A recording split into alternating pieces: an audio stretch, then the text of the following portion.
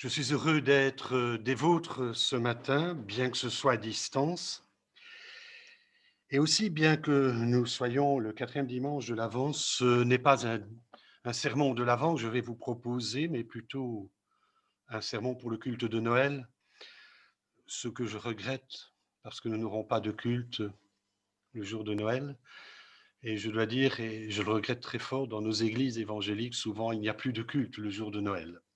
Enfin bon, je suis comme Samy, j'appartiens au siècle passé. Alors, je vous invite pour cette méditation pour la fête de Noël. D'ailleurs, ça n'a pas d'importance. J'ouvre une petite parenthèse. Vous savez que les enfants fêtent leur anniversaire, mais quand l'anniversaire tombe en semaine, on le déporte généralement au week-end qui précède ou le week-end qui suit pour que tout le monde puisse venir. Et en fait, je vous en parlerai. Le jour de Noël, ce n'est pas la fête anniversaire de Jésus, mais c'est le jour où nous nous souvenons qu'il est venu parmi nous. Et pour introduire ma prédication, je voudrais que nous lisions un texte qui vous est sans doute bien connu, c'est le prologue de l'Évangile selon Jean, donc au chapitre 1er, les versets 1 à 14. Au commencement était la parole, et la parole était avec Dieu, et la parole était Dieu. Elle était au commencement avec Dieu. Toutes choses ont été faites par elle, et rien de ce qui a été fait n'a été fait sans elle. En elle était la vie, et la vie était la lumière des hommes. La lumière, lui, dans les ténèbres, et les ténèbres ne l'ont pas reçue. Il y eut un homme envoyé de Dieu, son nom était Jean. Il vint pour servir de témoin, pour rendre témoignage à la lumière, afin que tous croient par lui. Il n'était pas la lumière, mais il parut pour rendre témoignage à la lumière. Cette lumière était la véritable lumière qui, en venant dans le monde, éclaire tout homme. Elle était dans le monde, et le monde a été fait par elle, et le monde ne l'a point connue.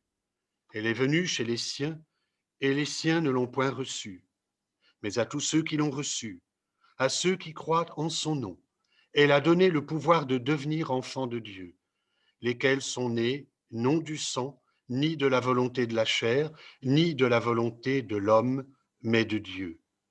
Et la parole a été faite chair, elle a habité parmi nous, pleine de grâce et de vérité, et nous avons contemplé sa gloire, une gloire comme la gloire du Fils unique venu du Père.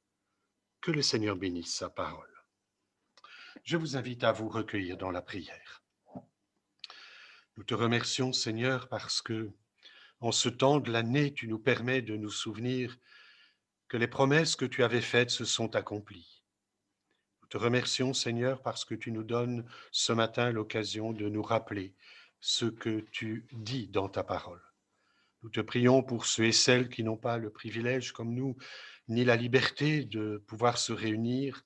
Nous te demandons de les bénir là où ils sont, soit avec ceux qui sont sur un lit d'hôpital, avec tout le personnel soignant. Seigneur, que vraiment la bonne nouvelle de Noël puisse leur parvenir. Nous te le demandons au nom de Jésus. Amen. Qu'avons-nous fait de Noël?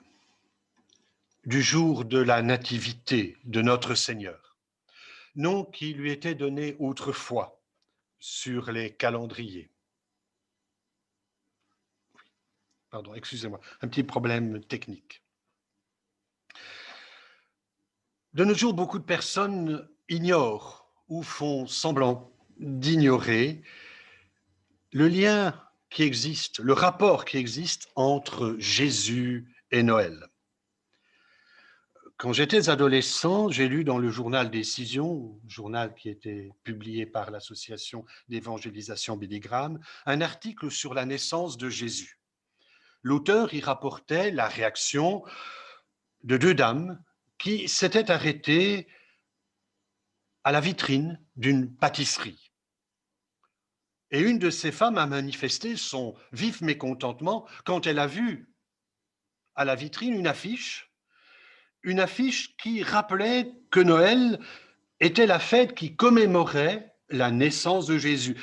Alors, j'ai vieilli, je n'ai plus l'article sous la main, mais Elle a dit quelque chose de semblable. Ils ne peuvent même pas nous laisser tranquilles à Noël avec leur bondieuserie. Cela se passait en Suisse il y a plus de 50 ans. Et je crois que les choses se sont aggravées depuis lors.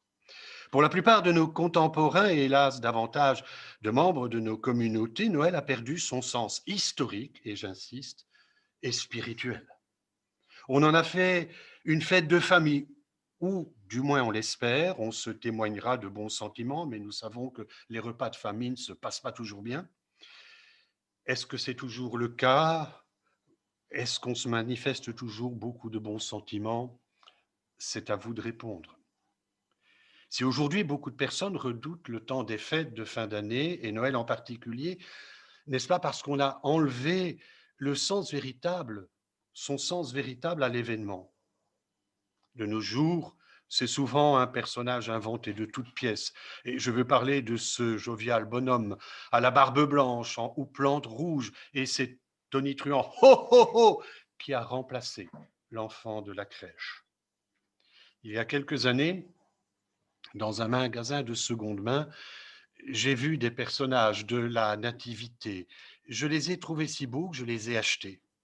Lors du passage à la caisse, la vendeuse a emballé les sujets dans du papier journal, solderie oblige, alors que seul l'enfant Jésus que je vous montre restait sur le comptoir. Il est tout petit, je ne sais pas si vous le voyez bien, il est tout petit. Alors qu'il restait seul sur le comptoir, elle m'a regardé en disant « Il ne faut pas l'oublier ». Et moi de lui répondre « Non, sans lui, ça n'aurait aucun sens ».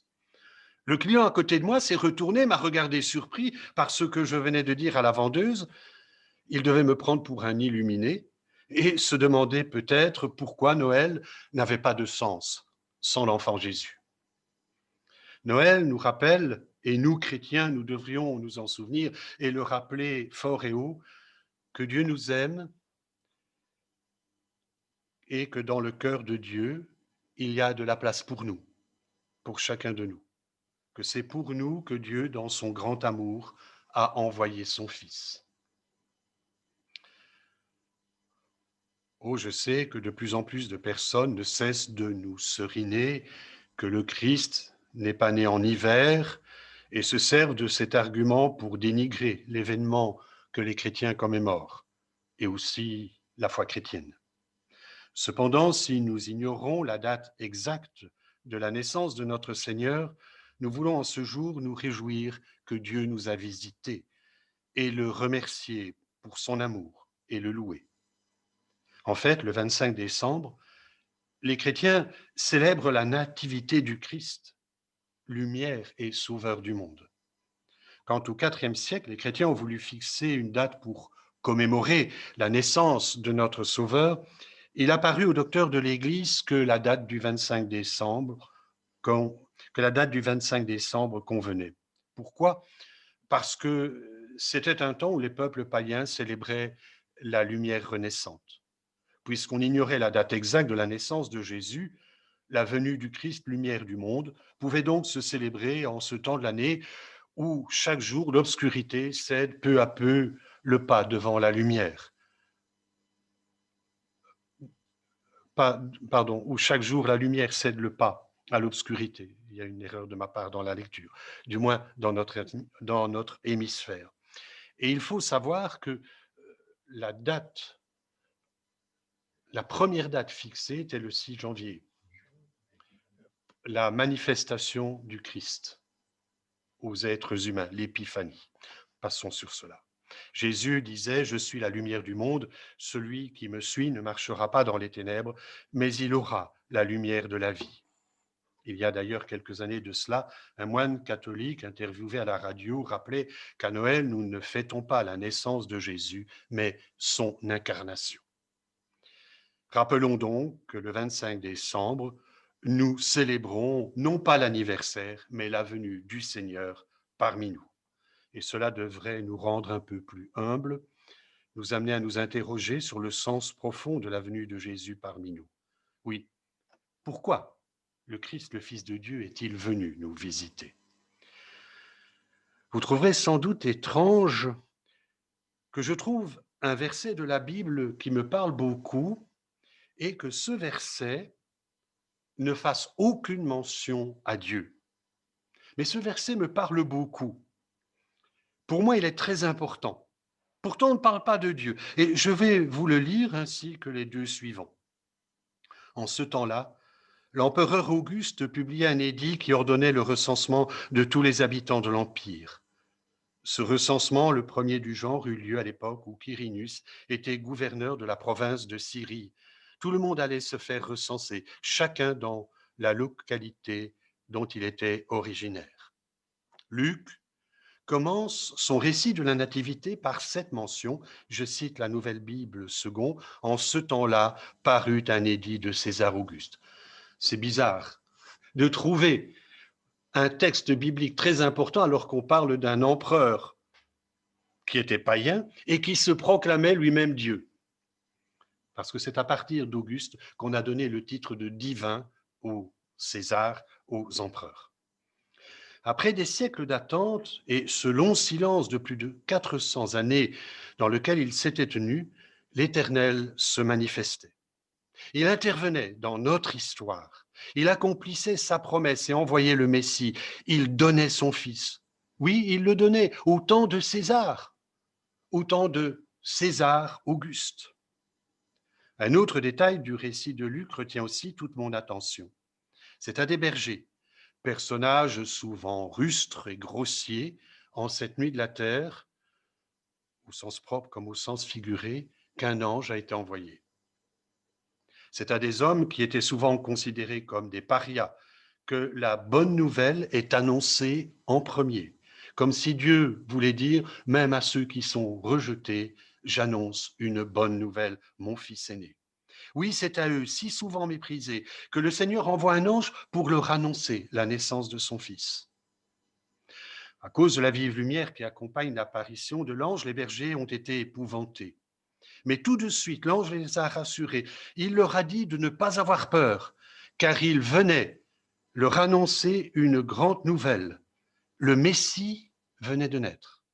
Et Luc relate ainsi l'événement. L'ange leur dit, n'ayez pas peur, car je vous annonce une bonne nouvelle qui sera une source de grande joie pour tout le peuple. Aujourd'hui, dans la ville de David, il vous est né un sauveur, qui est le Messie, le Seigneur. Voilà ce que nous ne devons pas oublier. À Noël, Dieu nous annonce une grande, une merveilleuse nouvelle. À l'humanité plongée dans les ténèbres du péché, de la souffrance et de la mort, et cette année 2020 nous le rappelle à cause de la pandémie, à cette année, à cette humanité qu'il avait rejetée et à laquelle nous appartenons, l'Éternel dit de ne pas craindre, car le Sauveur est né pour nous. Après des siècles d'attente, le moment de l'intervention de Dieu pour le salut des êtres humains est venu. L'apôtre Paul le rappelle quand il écrit aux Galates, « Quand le temps est venu, Dieu a envoyé son Fils, né d'une femme, né sous la loi, pour affranchir ceux qui sont sous la loi, afin de faire de nous des fils adoptifs. » Permettez-moi cette question. Vous arrive-t-il de regretter les Noëls d'antan? Ils nous paraissaient si beaux, bien plus beaux qu'aujourd'hui, c'est mon cas. Voilà sans doute pourquoi beaucoup de personnes éprouvent de la nostalgie, de la tristesse en ce temps de l'année. Certaines même voient venir avec appréhension le temps des fêtes de fin d'année. Et je me rappelle une dame qui donnait cours de morale, qui ne souhaitait qu'une seule chose, c'est que le 1er janvier soit passé pour que le temps des fêtes soit fini. Quand on n'a pas d'espérance, ces fêtes sont très difficiles à vivre. Pourquoi? Parce que nos sociétés ont rejeté le Seigneur. On a rejeté le sens spirituel à la fête de Noël. Et à cause de cette solitude morale et spirituelle dans laquelle elle se trouve, beaucoup de personnes redoutent ce temps de l'année. Lorsque nous pensons à Noël, bien sûr, des images nous reviennent à l'esprit qui remontent au temps de notre enfance. Mais est-ce que ces images correspondent aux faits relatés par les évangiles? Nous devons nous défaire des images d'Épinal avec lesquelles nous nous représentons la naissance de Jésus. La réalité de l'événement historique que nous commémorons n'a rien à voir avec ce que nous avons fait de Noël, nos fêtes avec les enfants qui récitent leurs poèmes, les scénettes qui étaient faites, les beaux chants.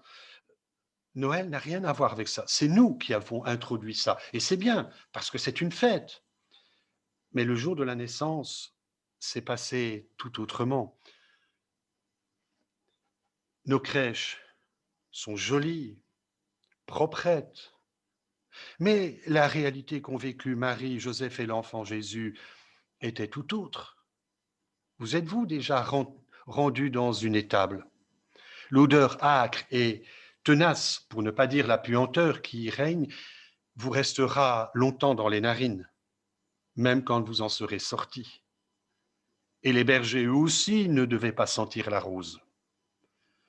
Je me rappelle avoir été assis lors de ma 6e primaire à côté d'un élève dont les parents étaient fermiers. Il était toujours très propre, bien habillé, mais bien que ses vêtements soient soigneusement et bien lavés, l'odeur de la ferme l'accompagnait. Pas fortement, mais elle était présente. Quand Luc relate la nativité de notre Seigneur, il ne l'enjolive pas. Il ne s'attarde pas sur tous les détails. Il en fait un récit succinct, mais précis malgré tout, d'après les témoignages qu'il a pu recueillir auprès de témoins dignes de foi. Il le rédige soigneusement afin que Théophile, à qui il destine son livre, soit convaincu de l'authenticité des événements qu'il lui rapporte. C'est pourquoi j'aime ce début du chapitre 2, où il nous situe l'événement dans notre histoire, où il nous dit, ça s'est vraiment passé, ça s'est passé du temps de César Auguste. Il le place vraiment dans notre histoire, dans nos calendriers. Luc commence son récit par l'annonce de la naissance de Jean à Zacharie, avant de relater l'Annonciation. Voilà ce que Théophile doit comprendre et reconnaître pour vrai. Dieu s'est manifesté aux hommes. Après un long temps d'attente, des siècles oppressants, le Seigneur est intervenu dans l'histoire, je l'ai dit. Voilà comment commence le message de l'Évangile. Et ce message affirme que lorsque les temps ont été accomplis, Dieu s'est manifesté, il a envoyé son Fils.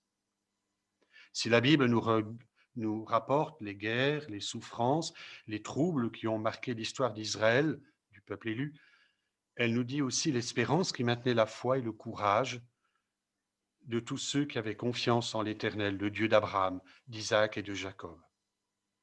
Au cours de ces longs siècles de souffrance, il y avait des croyants qui attendaient et qui espéraient voir la délivrance promise par Dieu aux prophètes.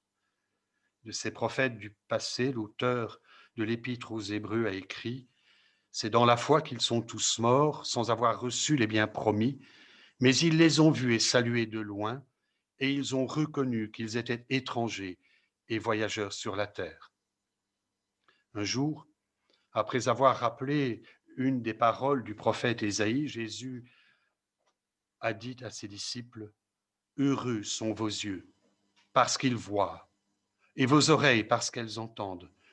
Je vous le dis en vérité, beaucoup de prophètes et de justes ont désiré voir ce que vous voyez, ne l'ont pas vu, entendre ce que vous entendez et ne l'ont pas entendu. » Oui, ils étaient heureux, les disciples. Ils vivaient au temps de l'accomplissement, et nous aussi. Longue fut donc l'attente, périlleux le chemin parcouru par Israël, mais le Seigneur ne les a pas abandonnés. Il n'a pas abandonné ceux qui espéraient en lui. Le prophète Ésaïe en a témoigné quand il écrit « Dans toute leur détresse, il a souffert avec eux, et l'ange qui est devant lui les a sauvés.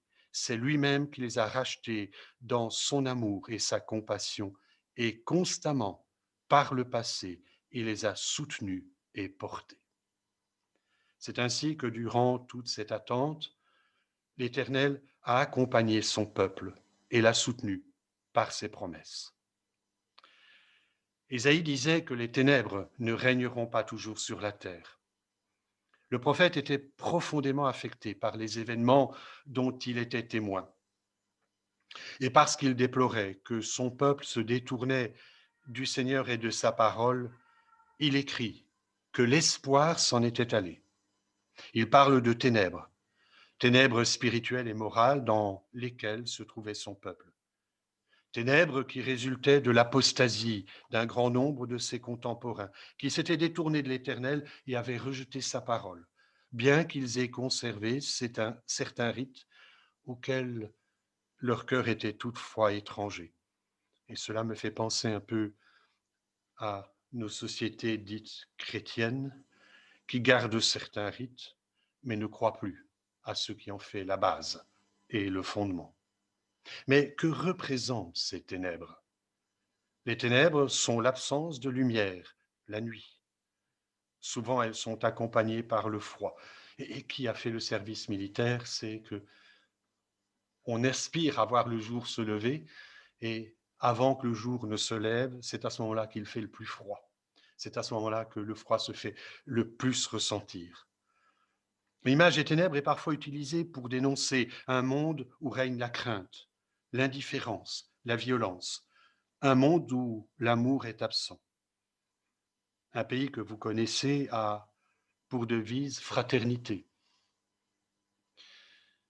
Et parfois on se demande, quand on entend ce qui se passe dans ce pays, quel sens donner à ce mot? Est-ce que vraiment la fraternité existe? L'image des ténèbres, oui, est utilisée pour parler d'un monde où l'amour est parti, s'en est allé. Pour l'enfant, l'obscurité est souvent cause de crainte, de peur irraisonnée, de frayeur. Mais n'en va-t-il pas de même pour les adultes? Le mot ténèbres est donc une allusion à l'angoisse qui accompagne toute société humaine qui a rejeté Dieu. Elle règne dans le cœur de ceux qui n'ont pas ou plus d'espoir, dans la vie de ceux qui ont fait le choix de vivre leur vie sans Dieu. La Bible n'emploie pas seulement le mot ténèbres pour qualifier l'absence de lumière au sens physique du mot. Dans ces pages, le mot désigne au sens figuré la détresse, l'angoisse, mais encore l'ignorance. Et dans le domaine spirituel, les ténèbres désignent tout ce qu'il y a de mal et de mauvais dans le monde, tout ce qui s'oppose à Dieu ici, sur la terre, mais aussi le monde spirituel, qu'on dénomme monde des ténèbres, avec toutes ses puissances démoniaques, sataniques, le monde de l'occultisme. C'est dans ce monde où l'espoir avait disparu que le prophète annonce que la lumière viendra. À l'humanité qui vit dans les ténèbres, l'Éternel déclare, et le prophète le rappelle, toutefois, les ténèbres ne régneront pas toujours sur la terre, où il y a maintenant des angoisses. Le peuple qui marchait dans les ténèbres a vu une grande lumière. Sur ceux qui habitaient le pays de l'ombre de la mort, une lumière a brillé. Oui, dans son amour, Dieu annonce qu'il enverra son serviteur pour, et je cite encore Ésaïe, ouvrir les yeux des aveugles, faire sortir de prison le captif et de leur cachot ceux qui habitent dans les ténèbres. L'Éternel a révélé à Ésaïe que l'espoir n'avait pas disparu. Un jour, le Messie viendrait, tel un enfant. Nos sociétés, où règne de plus en plus l'incrédulité, l'immoralité, la violence, ne diffèrent guère de celle d'Ésaïe. Comme lui, nous aspirons à voir la lumière se lever dans nos ténèbres. La Bible et l'histoire, avec un H majuscule, nous disent que Dieu a tenu parole, comme il l'avait promis à Ésaïe. Le Messie est venu. Oui, Jésus est venu, il est notre espérance. Voilà ce que nous rappelle Noël. Plus de 600 ans avant l'accomplissement de la prophétie, Ésaïe désigne avec précision la région où cette lumière se lèvera. Et cette région, c'est la Galilée, le pays des gentils, des païens. À l'extrême nord d'Israël est la région de Gadara. Or, si vous connaissez l'Évangile, vous savez que c'est précisément là où Jésus a commencé son ministère, où c'est là où il a chassé les premiers démons, où c'est là où il a accompli son premier miracle. C'est là qu'il a annoncé en premier la bonne nouvelle. C'est là où il a guéri des hommes et des femmes, délivré des démoniaques et proclamé la liberté et le pardon. L'auteur de l'Épître aux Hébreux nous dit que Jésus est venu parmi nous pour donner sa vie et ainsi nous libérer du péché et de la crainte dans laquelle la mort nous retenait. Il dit ainsi par sa mort, il a pu rendre impuissant celui qui exerçait le pouvoir de la mort, c'est-à-dire le diable, et libérer tous ceux que la peur de la mort retenait leur vie durant dans l'esclavage. La nuit où notre Sauveur est né, la bonne nouvelle de sa naissance a été proclamée à des bergers. Aujourd'hui, c'est nous que Dieu, par l'Évangile, invite à entendre et à recevoir cette bonne nouvelle. Oui, aujourd'hui, nous sommes invités à entendre cette bonne nouvelle. Un Sauveur est né pour vous. N'ayez pas peur, car je vous annonce une bonne nouvelle qui sera la source d'une grande joie pour le peuple aujourd'hui. Dans la ville de David, il vous est né un Sauveur, qui est le Christ, le Seigneur. Mais arrêtons-nous quelques instants au témoignage de Jean. Pas de Jean-Baptiste, mais l'apôtre. Aucun des disciples et des apôtres n'a assisté à la naissance de Jésus. Mais ils devaient sans doute savoir comment elle s'était déroulée. Les évangélistes, Luc et Matthieu, sont les seuls à la mentionner. Jean y fait référence en témoignant qu'il a vu le Messie, qu'il a rencontré le Christ. Il écrit ce qui était dès le commencement, ce que nous avons entendu, ce que nous avons vu de nos yeux, ce que nous avons contemplé, que nos mains ont touché concernant la parole de vie, nous vous l'annonçons. La vie, en effet, s'est manifestée, nous l'avons vue, nous en sommes témoins et nous vous l'annonçons, cette vie éternelle qui était auprès du Père et qui s'est manifestée à nous.